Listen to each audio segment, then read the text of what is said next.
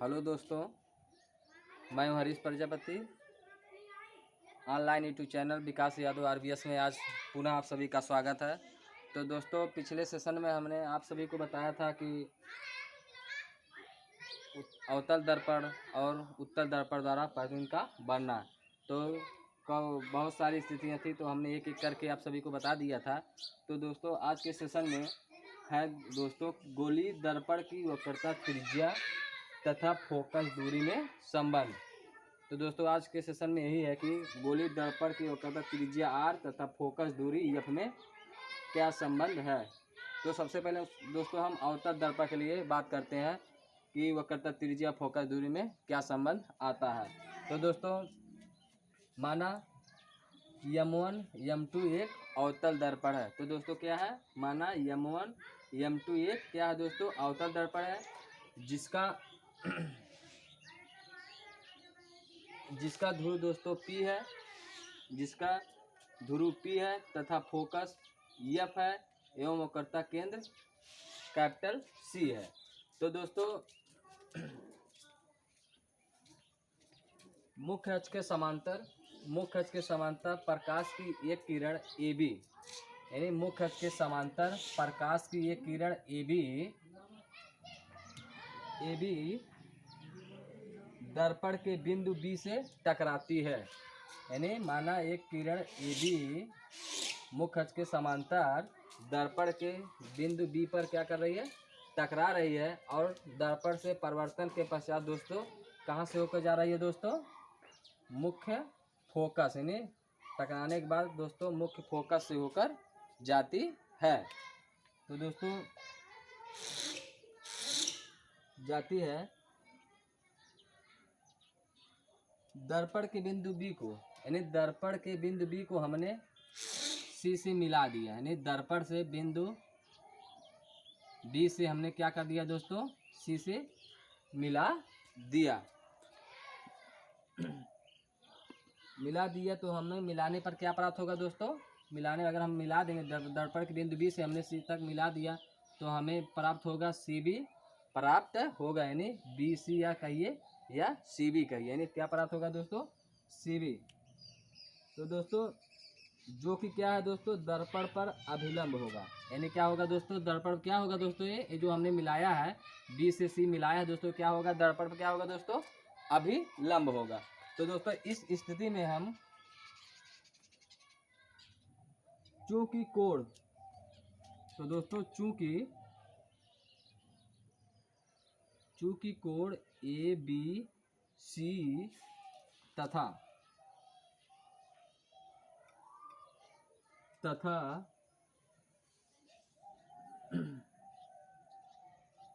कोण ABC दोस्तों आपतन कोण, चूंकि कोण ABC आपतन कोण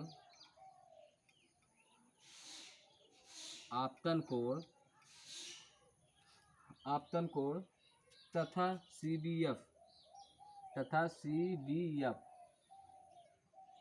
तथा दोस्तों CBF कोण CBF परावर्तन कोण,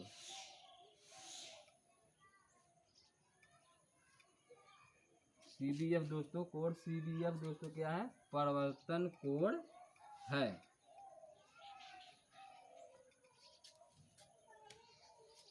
तथा दोस्तों कोण CBF, तो चूंकि दोस्तों कोण ABC यानी कोण A B और C आपतन कोण तथा कोण CBF तथा कोण CBF क्या दोस्तों, परावर्तन कोण। तथा हम कह सकते हैं तथा परिवर्तन के नियम से होता है दोस्तों, परिवर्तन नियम यही है कि आपतन कोण सदैव परिवर्तन कोण के बराबर होता है। तो हम लिख सकते हैं दोस्तों कोण ABC बराबर है कोण किसके दोस्तों, CBF के। यहाँ लिख सकते हैं दोस्तों कोष्टक में परिवर्तन के नियम से, परिवर्तन के नियम से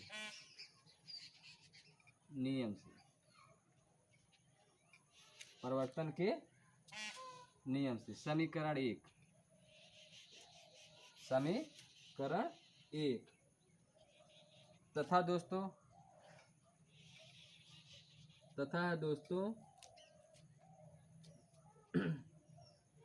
तथा कोण ABC बराबर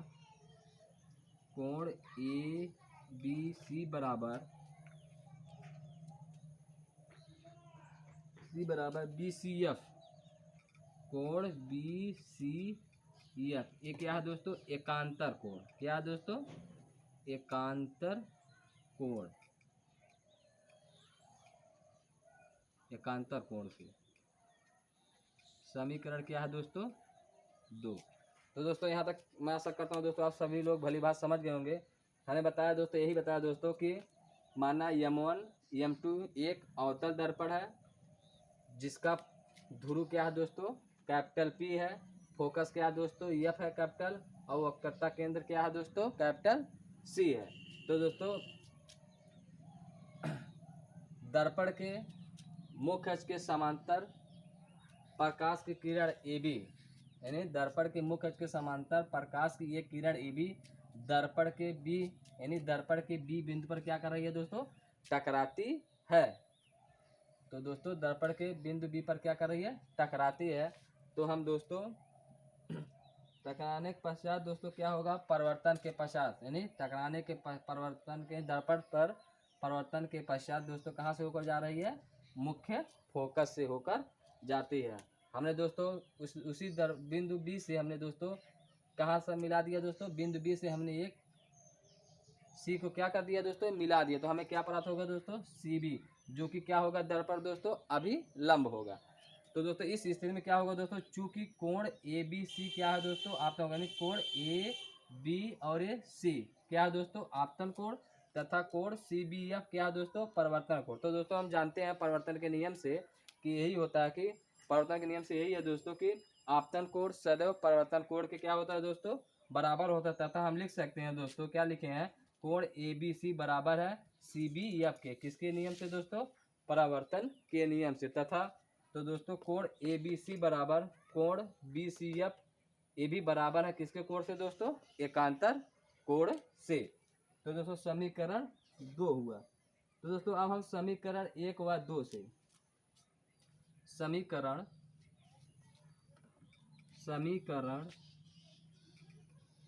1 व समीकरण 2 से तो हम लिख सकते हैं दोस्तों कोण CBF बराबर BCF, कोण CBF बराबर कोण BCF।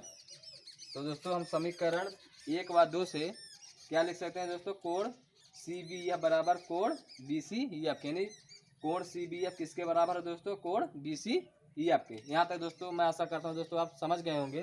तो दोस्तों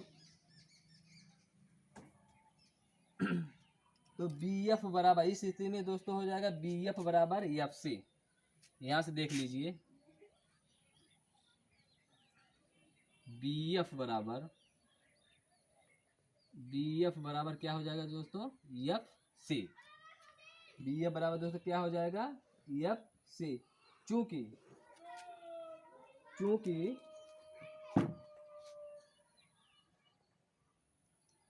दोस्तों त्रिभुज के समान कोणों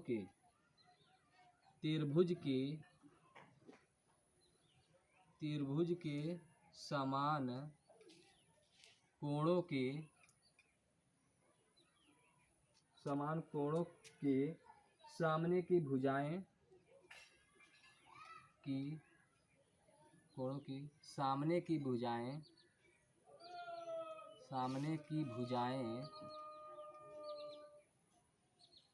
नोट करते चलिएगा दोस्तों।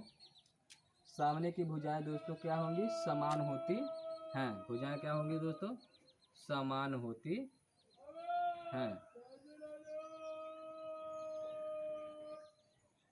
होती हैं। तो दोस्तों जो हमने लिखा है कि BF बराबर क्या है दोस्तों? FC, ये किस लिए आया है दोस्तों? यदि त्रिभुज के समान कोणों की सामने की भुजाएं क्या होंगी, इसलिए हमने लिखा है चूंकि त्रिभुज के समान कोणों की सामने की भुजाएं क्या होती हैं दोस्तों? भुजाएं जो होती हैं समान होती है। इसके लिए हमने क्या लिखा है दोस्तों? BF बराबर FC। यानी जो बी एफ है, यानी बी एफ ये बराबर है किसके दोस्तों, एफ सी के, यानी इसके बराबर है।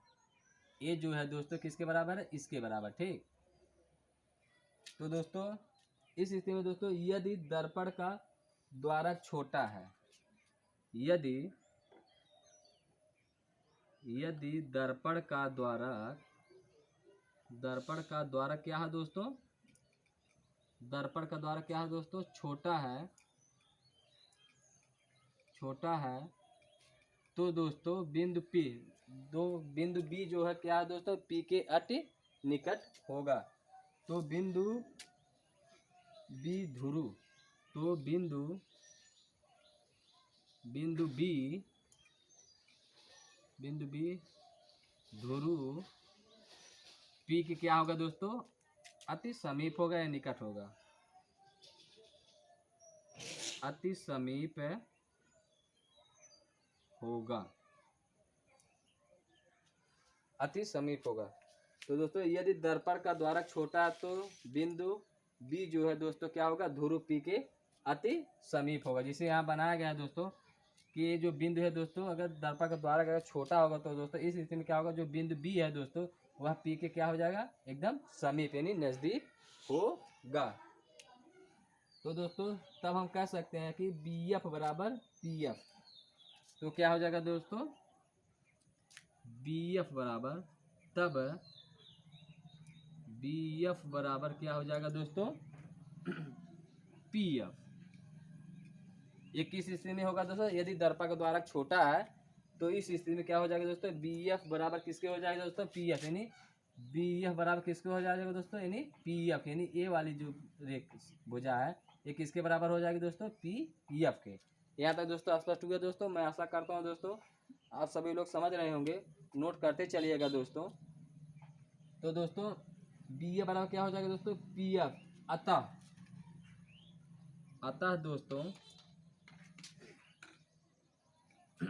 अतः दोस्तों पीसी बराबर, अगर हमें पीसी बराबर हो जाएगा दोस्तों P F plus F C, P F plus F सी।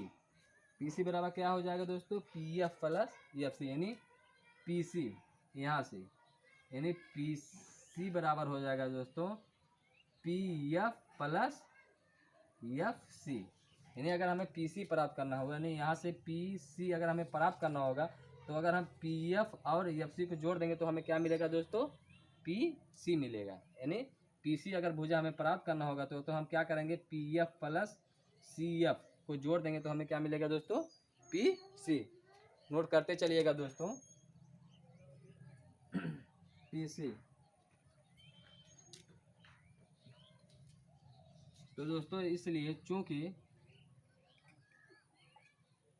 दोस्तों पी एफ बराबर एफ सी, चूँकि दोस्तों पी एफ बराबर किया है दोस्तों एफ सी, तो इस स्थिति में क्या हो जाएगा दोस्तों, हम लिख सकते हैं यानी पी एफ किसके बराबर है दोस्तों, एफ सी के। तो हम क्या लिख सकते हैं, क्या लिख सकते हैं दोस्तों, यानी एफ सी की जगह हम पी एफ लिख सकते हैं कि नहीं। अगर जब दोस्तों इस स्थिति में, इसलिए क्या है दोस्तों, पी एफ बराबर, यानी पी एफ किसके बराबर दोस्तों, एफ सी के, तो हम क्या लिख सकते हैं, एफ सी की जगह हम क्या लिख सकते हैं दोस्तों, पी एफ। क्लियर हुआ दोस्तों। तो हम अगली लाइन में हो जाएगा दोस्तों, यही होगा कि 2 पी एफ, चूँकि क्या होता है दोस्तों, चलिए यहाँ ना लिख के दोस्तों यहाँ वहाँ लिख दें, नोट करते चलेगा दोस्तों। चूँकि पी एफ बराबर क्या है दोस्तों, एफ सी, क्योंकि 2F बराबर 2F जो आया है दोस्तों क्या है, इसलिए चूँकि पी एफ बराबर क्या है दोस्तों, एफ सी, एफ सी। तो अगर हमें दोस्तों पी एफ ज्ञात करना होगा दोस्तों, पी एफ बराबर क्या हो जाएगा दोस्तों, पी एफ बराबर हो जाएगा दोस्तों 1/2 पी सी। तो पी एफ बराबर क्या हो जाएगा दोस्तों, तो पी एफ बराबर हो जाएगा दोस्तों हाफ पी सी। तो पी एफ बराबर क्या हो जाएगा दोस्तों, हाफ पी सी। यदि दोस्तों फोकस दूरी पी एफ, यदि पी एफ क्या है दोस्तों, पी एफ यानी यहाँ से यहाँ के यहाँ हमें क्या मानते हैं दोस्तों, यानी फोकस दूरी, यानी दर्पण के ध्रुव व मुख्य फोकस के बीच की दूरी क्या कहलाती है दोस्तों, एफ। तो हम दोस्तों यहाँ एफ लिख सकते हैं ना, यह बराबर हो जाएगा दोस्तों, यह बराबर हो जाएगा दोस्तों। और पीसी क्या है दोस्तों, पीसी यानी यहाँ से यहाँ दर्पण के वक्रता केंद्र और दर्पण के ध्रुव क्या हो दोस्तों, यहाँ से यहाँ क्या कहलाता है दोस्तों, यहाँ से यहाँ बीच की दूरी क्या है, आर है ना। तो हम लिख सकते हैं दोस्तों half two R, half two R. तो दोस्तों इस स्थिति में हो जाएगा कि एफ बराबर, तो हो जाएगा दोस्तों आर बाई टू। यही दोस्तों नोट कर लीजिए दोस्तों, इति सिद्धम, इति सिद्धम। तो दोस्तों यही अब हम कह सकते हैं दोस्तों, जो गोली दर्पण की वक्रता त्रिज्या होती है वह फोकस दूरी की क्या होती है दोस्तों, आधी होती है। तो दोस्तों जो गोली दर्पण की वक्रता त्रिज्या होती है दोस्तों क्या होती है, आधी होती है। जल्दी से नोट कर लीजिए दोस्तों। मैं आशा करता हूं दोस्तों आप एक एक पॉइंट नोट करते चल रहे हैं।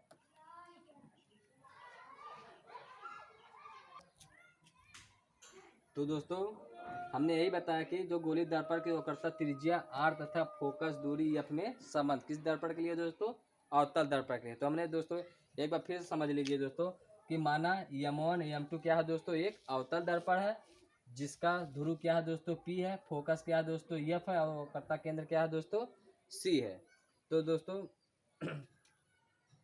दर्पण या मुख्य अक्ष के दर्पण के मुख्य अक्ष के समांतर प्रकाश की ये किरण AB, दर्पण के मुख्य अक्ष के समांतर प्रकाश की ये किरण AB बिंदु दर्पण के बिंदु B पर क्या कर रही है दोस्तों, टकरा रही है। यानी दर्पण की